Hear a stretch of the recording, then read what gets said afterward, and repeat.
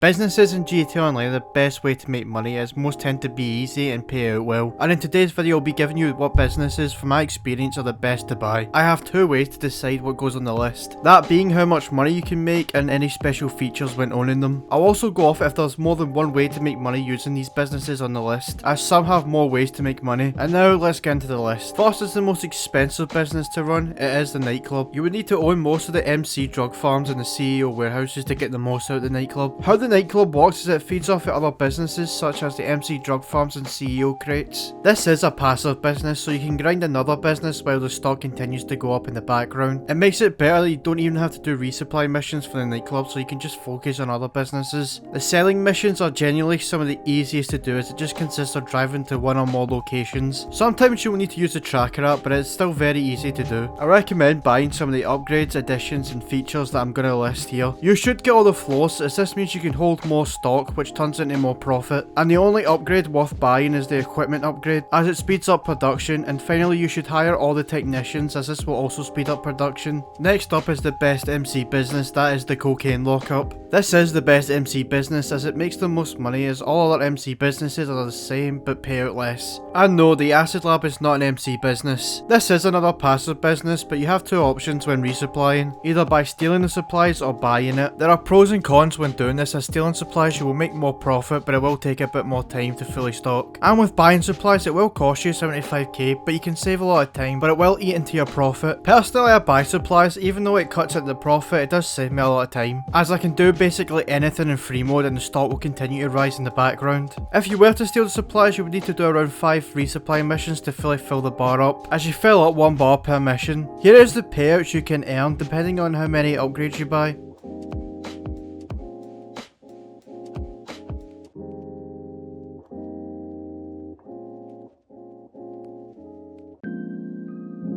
When stealing the stock, you have the option to sell it either close to you or far away. You should always sell far away, as you get a 50% increase on the sale itself. And with the selling time getting increased, it is more easy to sell stock even when you're doing it solo. Next is a personal favourite of mine, it's the CEO warehouses. I may be a lazy bastard when it comes to resupplying, but I actually like doing these missions for the crates. I never use the people in the warehouse, as they take about 20 years just to resource 1 crate. You get a good amount of RP in both the resupply and sales missions, which makes it, in my opinion, the best when trying to level up. The warehouses come in 3 different sizes, that being small, medium and large, which I would recommend buying the large and medium. The small warehouses can hold 16 crates, which comes out to a 240k payout. The medium can hold 42 crates, which comes to a 735k payout. And finally, the large can hold 111 crates, which comes out to a payout of 2.2 million. Unlike the last two, this business is not a passive one, so you'll need to do continuous amount of missions to fully stock up. You have 3 options when buying crates. Buying 1 crate will cost 2k, buying 2 crates will cost 8k, and buying 3 crates will cost 18k. I recommend buying 2 crates, as buying 1 crate will make you more money, but it will be really time consuming. And with buying 3 crates, it will take a lot less time, but you won't make a good amount of profit compared to just buying 1 crate. Doing 2 crates is in the middle of both, and I think it's best for both value and time. Last thing, if you want a terabyte, then set it up near your warehouses, as you don't need to consistently run back to your office. Next is a business I've really started to like, it's the acid lab. I forgot about the acid lab for some time, but I saw a comment mentioning it, so I gave it another chance and I don't regret it. What I like most about this business is that you can call it in the same way you would call a terabyte or Avenger in. I like the feature that you can sell it anywhere on the map. You do not need to buy the brigade 6x6, as you can get it for free by completing the first GTA 6 drug war missions. I've just saved you 1.4 million, you're welcome. You will get a motorcycle, which will be used as your only sale vehicle. Like the other two, this is again a passive business where stock will continue to rise in the background, and you can actually speed up production for free in the acid lab itself. When you unlock the free brigade, at least I hope you didn't buy this thing. You'll have the additional option to pay 750k to install the acid lab, which is well worth it. You can make a total of 500k per sale when the business is fully stocked up and if you have the acid lab upgrade. Up next is the agency. The agency has 3 ways of making money. The first one is the Dr. Dre missions. The Dr. Dre missions do take the longest, being around 1.5 hours long, but the missions are fairly easy and do pay out $1 million on completion. The reason this takes an hour and a half is because of the long unskippable cutscenes Rockstar torture you with. Most players do not care about the cutscenes, we just want our cash. The next is the contract missions. Different types of missions with 3 different types of levels. The lowest level, which basically means the lowest paying, is the professional, which will make you anywhere between 31k to 42k. The next level is called specialist, which can make you anywhere between 44k to 56k. And the last is called specialist plus, which can make you anywhere between 60k to 70k. These are great payouts as the missions are also easy to do. Unlike the Dr. Dre missions, you don't need to sit through painfully long cutscenes,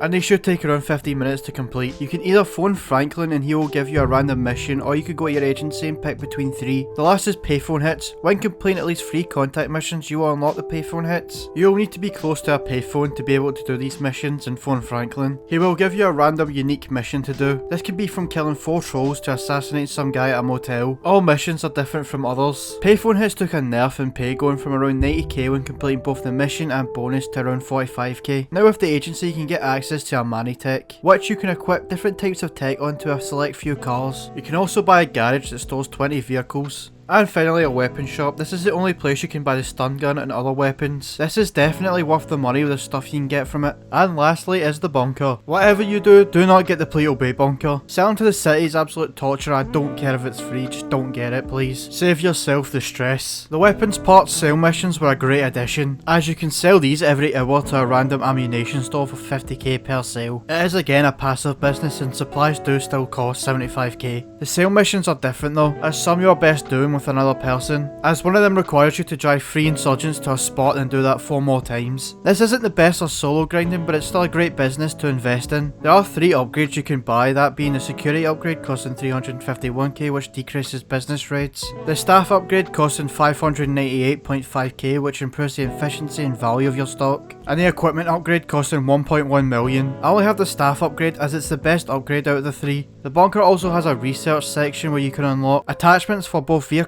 and guns, different ammo types and weapon skins, and also liberties. I would maybe think about buying this if you're just a solo grinder, but if you do have friends then you should probably buy this business. As I'm recording this, it's actually double money, so you should probably buy it regardless. Honourable mention 1 is the auto shop. There are 2 different ways to make money, either by repairing and selling cars that spawn in the auto shop, or doing the missions upstairs on the board. These missions are kinda like mini heists. 2 or 3 setup missions before the finale, usually 100k plus payouts, but look for the Union Depository as that pays out more than the rest. The second and last honourable mention is the meth lab, the second highest paying out MC business that runs the exact same as the cocaine lockup. And that is the end of the video. This is what I think are the best businesses to invest in from my experience. If you have any other suggestions, leave it in the comments below, but have a good day or night.